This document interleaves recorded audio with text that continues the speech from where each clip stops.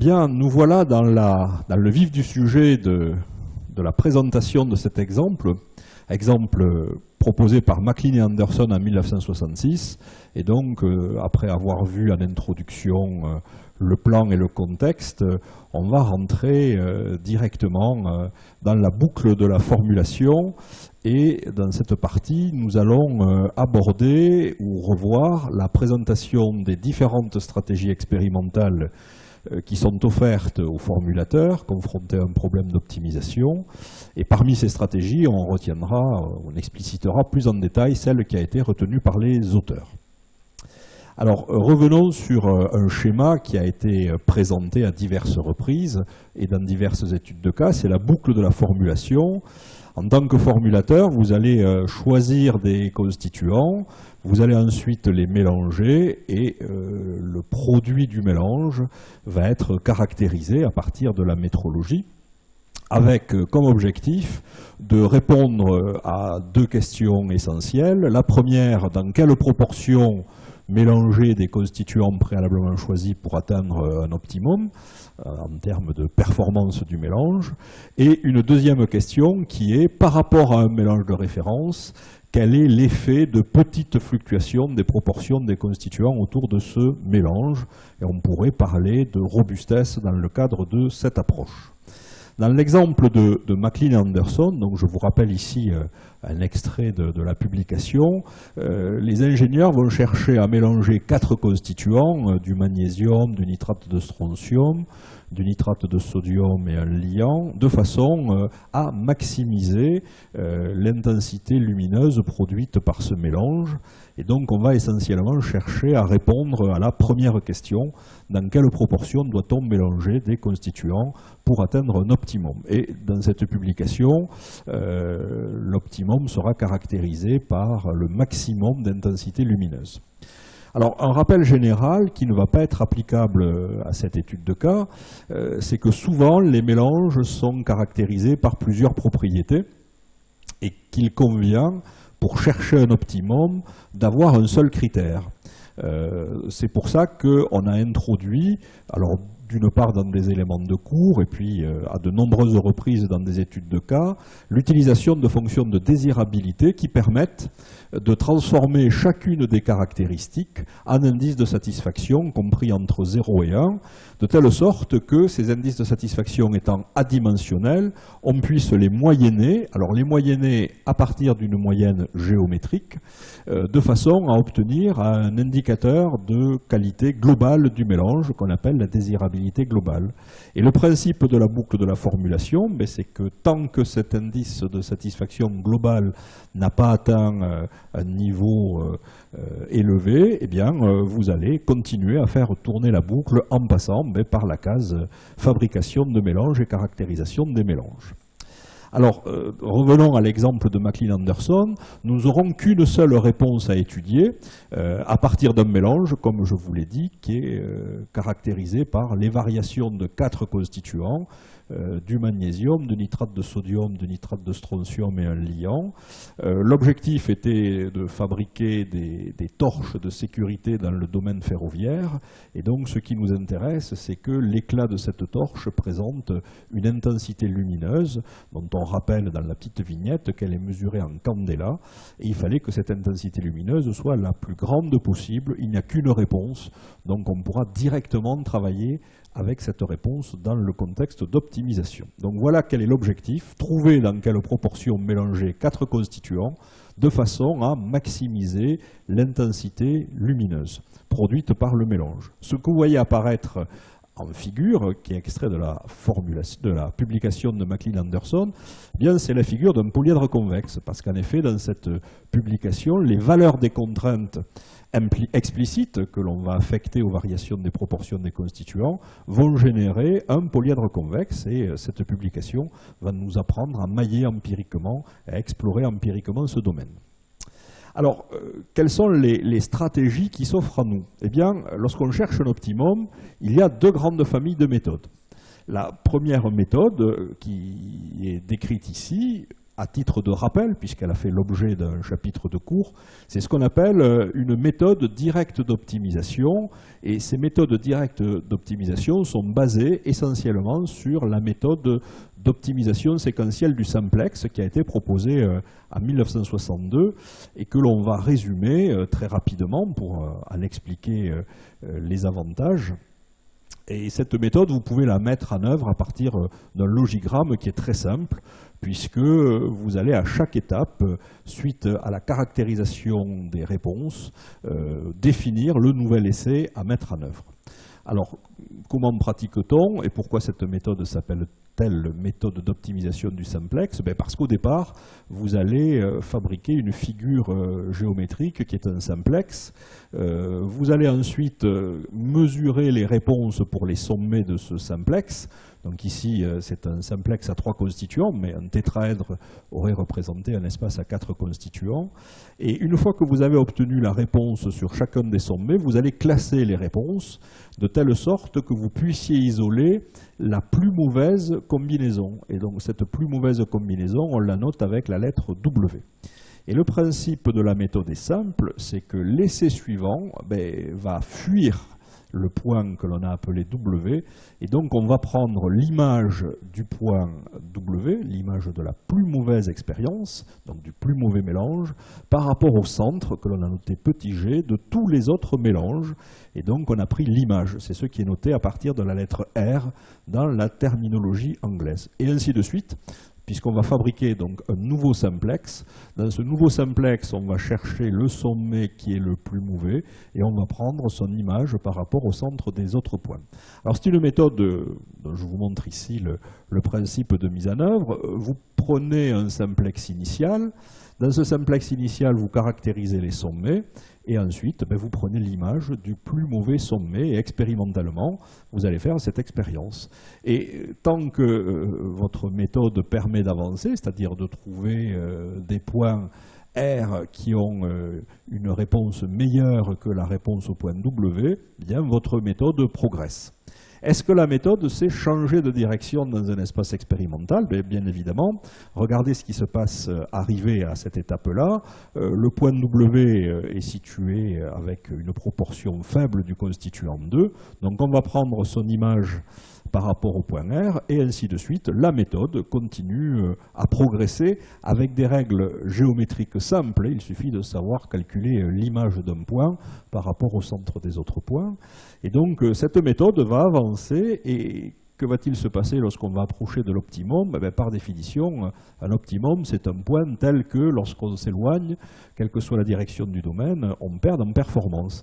Et donc le simplex va s'enrouler autour de l'optimum avec une règle de sagesse qui consiste à dire, si on s'enroule autour d'un point qui est toujours le meilleur, faites une expérience de répétition pour s'assurer qu'on ne se soit pas trompé. Et si effectivement la méthode conduit à s'enrouler autour de ce point, eh bien on déclarera que le point en question est l'optimum. Et voyez que pour atteindre cet optimum, on n'a pas utilisé une quelconque modélisation. Donc c'est pour ça qu'on appelle cette méthode une méthode directe. On a quelque part exploité la plus grande pente. Alors naturellement, il peut y avoir des critiques à cette approche. C'est que lorsqu'on travaille à pas constant, le pas étant la dimension du simplex, plus on part loin de l'optimum et plus on avance à petits pas, et bien plus, comme le rappelle le vieux proverbe chinois empreint de sagesse, on mettra de temps pour atteindre le sommet de la montagne. Mais c'est une méthode qui permet d'avancer sereinement, alors à condition que la mesure des réponses ne soit pas trop longue à obtenir par rapport au déroulé d'une étude. Donc cette méthode initiale, qu'on appelle la méthode basique, a été modifiée en 1965 de façon à converger plus rapidement, toujours de façon directe vers l'optimum, avec une première modification qui consiste à dire que si la réponse mesurée au point R est meilleure que la réponse mesurée au point B, qui était déjà le meilleur, alors il peut être intéressant d'aller voir 2 fois plus loin et donc de faire une expansion du simplex. Donc vous voyez qu'on a agrandi la figure géométrique.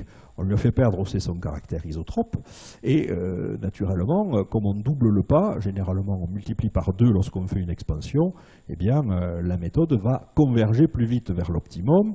Naturellement, cette méthode peut avoir besoin de changer de direction, auquel cas on est amené à faire des contractions, soit du côté du plus mauvais point, soit du côté de l'image. Tout ceci a été précisé dans le chapitre dédié à l'optimisation séquentielle par la méthode du simplex. Alors, voilà un peu quelles sont les configurations géométriques de progression que l'on peut rencontrer, et il faut toujours mettre en balance la méthode séquentielle d'optimisation par rapport à une méthode indirecte qui va nécessiter de faire un certain nombre d'expériences pour pouvoir calculer un modèle d'interpolation. Ici, vous ne calculez jamais de modèle d'interpolation, vous vous basez simplement sur l'observation de la réponse à chacun des essais. Alors, on trouve dans la littérature des méthodes qui sont censées améliorer encore la rapidité de convergence et qui sont rappelées ici, bien qu'elles ne trouvent finalement pas trop d'utilisation en milieu industriel, excepté les 2 premières, la méthode dite basique et la méthode modifiée. Alors, on vient de voir des rappels sur les méthodes directes d'optimisation, mais tout ça est pour vous dire que lorsqu'on est confronté à une étude, il faut envisager différentes stratégies.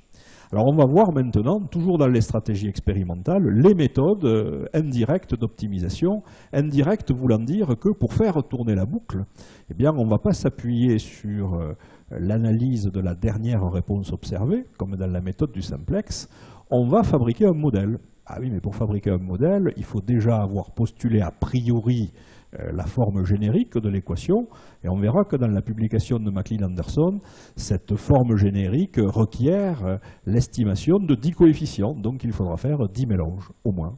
Et ce modèle, on attend qu'il soit le plus descriptif possible des expériences réalisées, et surtout, puisqu'on veut faire de l'optimisation, qui nous permette de prédire le mieux possible des expériences non encore réalisées, de telle sorte que ce soit le modèle qui nous conduise vers la zone optimale. Donc c'est dans ce contexte-là que s'inscrit la publication de McLean-Anderson en utilisant une méthode indirecte. Alors, dans la présentation générale des plans d'expérience en formulation, on avait dédié un chapitre qui s'appelait « Position du problème », dans lequel on avait exposé les 6 stratégies qui sont offertes aux expérimentateurs qui sont confrontés à ce problème d'optimisation en formulation. La première d'entre elles, et c'est celle qui est retenue dans l'exemple de McLean-Anderson, consiste à dire que pour décrire la variation de la réponse, à savoir l'intensité lumineuse, on ne prendra en compte seulement que les variations des proportions des constituants. Les variations des proportions des constituants correspondent aux variations des variables internes. On aurait pu, mais ce n'est pas le cas dans l'exemple de McLean-Anderson, faire appel à une stratégie qui associe d'une part les variations des proportions des constituants aux variations de la quantité de mélange utilisé. On avait décrit, et là encore je vous invite à retourner dans le chapitre sur la position du problème, cette stratégie qui tient en compte à la fois de la quantité de mélange utilisé et des proportions. On aurait très bien pu aussi associer à cette étude la variation de variables de procédés comme la température, la pression, la vitesse de malaxage ou la durée de malaxage, en associant aux variables internes, donc toujours les proportions des constituants, des variables technologiques qu'on appelle des variables externes. On aurait pu également, en présence de constituants fortement majoritaires, utiliser la stratégie slack variable. Et voyez, on le rappelle dans une vignette, à chaque stratégie correspond un modèle spécifique, donc une équation spécifique, et cette équation spécifique va engendrer un plan d'expérience particulier. Il y a encore 2 autres stratégies à regarder rapidement. Une dont on reparlera dans cette étude, qui consiste à modéliser la variation de la réponse en fonction de variables rendues mathématiquement indépendantes à partir de rapports de proportion. C'est ce qu'on verra dans la séquence consacrée à la modélisation. Et enfin, quand on a beaucoup de constituants, mais ce n'est pas le cas ici, il n'y a que 4 constituants, on peut faire une classification des constituants en familles et étudier des mélanges de mélanges. Voilà, donc dans les stratégies expérimentales qui s'offrent aux expérimentateurs, on a deux approches possibles, soit une approche directe qui est basée sur la progression d'un simplex, avec éventuellement des accélérations possibles grâce à des expansions et des contractions, soit une méthode indirecte qui consiste à chercher à établir dans un premier temps un modèle, et si ce modèle est descriptif et prédictif, alors bien, on utilisera l'équation dans la boucle de la formulation pour chercher à atteindre l'optimum. Donc si je fais un récapitulatif de cette première séquence liée à l'étude de cas proposée par MacLean et Anderson, eh bien, les auteurs cherchent à mélanger 4 constituants, du nitrate de sodium, du nitrate de strontium, du magnésium et un liant, de telle sorte que le mélange présente ou offre aux utilisateurs une intensité lumineuse maximale. Et pour ça, ils ont projeté leur problème dans une stratégie qui s'appelle Component Proportion, puisque la modélisation que l'on va faire n'intégrera que les variations des proportions des constituants pour tenter d'expliquer, de décrire et de prédire la variation de la réponse. Voilà, nous avons atteint la fin de cette deuxième séquence consacrée à la présentation des objectifs, des réponses qui caractérisent les objectifs, et enfin du choix d'une stratégie expérimentale. Et donc dans la prochaine séquence que nous allons aborder, on va décrire bien petit à petit les facteurs et le domaine expérimental que nous allons explorer, dont on voit ici sur cet extrait de la publication qu'il s'agit d'un polyèdre convexe. Donc je vous donne rendez-vous tout de suite dans la séquence suivante.